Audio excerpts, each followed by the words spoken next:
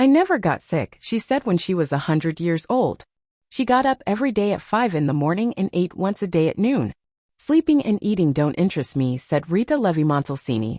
In the morning, she visited the European Brain Research Institute, which she founded, to observe the work of young researchers, and in the afternoon, she worked at her foundation to secure scholarships for African women. How long we live depends on our brains. Neuroscientist Rita Levy on the components of her long life and how to keep her brain in shape.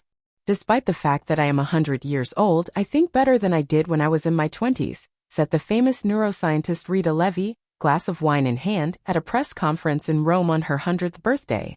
The woman, who was awarded the title of Senator of Italy for life, lived a long and difficult life, dedicating it to science and achieving world recognition in medicine. At the end of her journey, Rita Levy shared the secrets of her longevity. One of them, by the way, won her the Nobel Prize. From tragedy to major discovery. Rita was born at the beginning of the last century into a family of Jewish artists and engineers. From childhood, her father instilled in her that the main purpose of her life was to create a family, to be a mother and to raise children. It is in this that a woman can find her happiness, said Rita's father. But fate turned out differently. Rita Levy never married and had no children. She devoted her whole life to science. This path began with a tragic accident. The governess who worked in the Levy house, for whom Rita felt a deep affection, died of an incurable disease. This was the turning point when Rita first thought that if she had medical knowledge, she could have saved her beloved nanny. Although her father was adamantly opposed, Rita managed to convince him that her vocation was to be a doctor, and she enrolled in the Faculty of Medicine at the University of Turin. After graduating, however, Rita never became a doctor. She became interested in science and took a position as an assistant professor of human anatomy at the University of Turin. A few years later, discrimination against Jews began, and Rita Levy was no longer officially allowed to practice science. In search of a quiet life, Rita's family moved to a small village near Florence. In the new house, Rita set up a laboratory in her own bedroom, where she continued her scientific activities despite the prohibitions. Using improvised materials, Rita makes instruments for her experiments. Levi used chicken eggs, which she begged from farmers, as laboratory mice. By banning me from science, the authorities did me a great favor. I was able to make more discoveries in my bedroom than in a university laboratory, Levy recalled at the time. Levy was not able to return to official science and publish her scientific work until after her 45th year. Her research attracted the interest of American scientists. Rita Levy soon received an invitation to work at the University of St. Louis. Working at this university for 30 years, Levy made many discoveries. But the most important of them, for which the neurobiologist received the Nobel Prize, was the discovery of a new protein that causes the growth of nerve cells by stimulating nerve tissue. Rita Levy created her own recommendations for stimulating nerve cell growth. It was noted in scientific circles that this lovely woman was not one to complain. She was not afraid of obstacles or difficulties. And a sense of humor and vitality in Rita Levy could only be learned.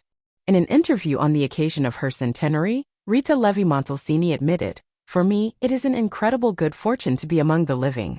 I'm not afraid of death, I don't care when it comes. The body may die, but the messages we send while we are alive remain. My messages believe in true values." The scientist's statements have become aphorisms. In photographs, the scientist is often seen with a glass, and she herself commented as follows: "To improve digestion, I drink beer. When I have no appetite, I drink white wine. With low blood pressure, red. With high blood pressure, cognac. With sore throat, vodka." When asked in which cases she should drink water, she playfully replied, "I have never had such a disease." Rita Levy's secrets of longevity and recommendations. When the famous neurobiologist was asked about the secrets of longevity, she mentioned several components: a life without regrets, sleeping no more than 6 hours a day, a moderate diet. Levy Montalcini herself was completely indifferent to food, eating no more than twice a day. She ate everything, but she never overeat it. Rita noted that a person needs food for vitality, not to mindlessly stuff the stomach.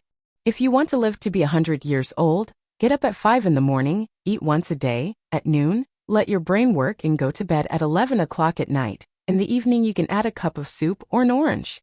For longevity, Rita Levy also recommended getting your brain working. The neurobiologist considered the brain to be the most important part of our body. It is its work that determines how long a person will live and how he will manage his resources. Levy said that there are simple and affordable ways to keep your brain in shape at any age. How can this be done? A good workout for the brain, according to Levy, is reading complex literature. To do this, you need to find any scientific article. In it, you have to decipher all the terms you do not understand and read the article as many times as necessary until its meaning becomes clear to you. To stimulate the growth of new cells, Levy recommended training your memory by storing new information. You can do this by reading books. When you close the book after reading a chapter, try to remember some small details from it. For example, the facial features of a minor character, a description of his clothing, or where he lives. To train your memory, you can memorize details and pictures of people you meet on the street. You can also memorize the names of historical figures and the years of their lives. Rita Levy recommends doing it this way. For 2 minutes, read and recite to yourself at least 10 names with the year of birth and death. When the time is up, repeat everything you've memorized. My eyesight and hearing are impaired, but my brain is fine. I am sure that my intellectual capacity is greater now than when I was young, considering all the experience I have accumulated. The secret of life is to think all the time. And stop thinking about yourself, Levy said in an interview. She was the first woman to be admitted to the Pontifical Academy of Sciences. She received decorations and prestigious awards for her achievements. She celebrated her 100th birthday by participating in a series of seminars, one of which was held in Israel. At the same time, Rita was very relaxed about her Jewishness. I never had the feeling that we were better than other peoples. I felt myself to be both Jewish and Italian. Rita Levy's life ended painlessly and quietly. She died in her sleep on the eve of 2013. She lived only 4 months shy of 104 years. Finally, we would like to thank you for your attention, for sharing your opinions, and for leaving reactions. Each of your comments is precious and unique. We wish you good mood, activity, and longevity. See you again.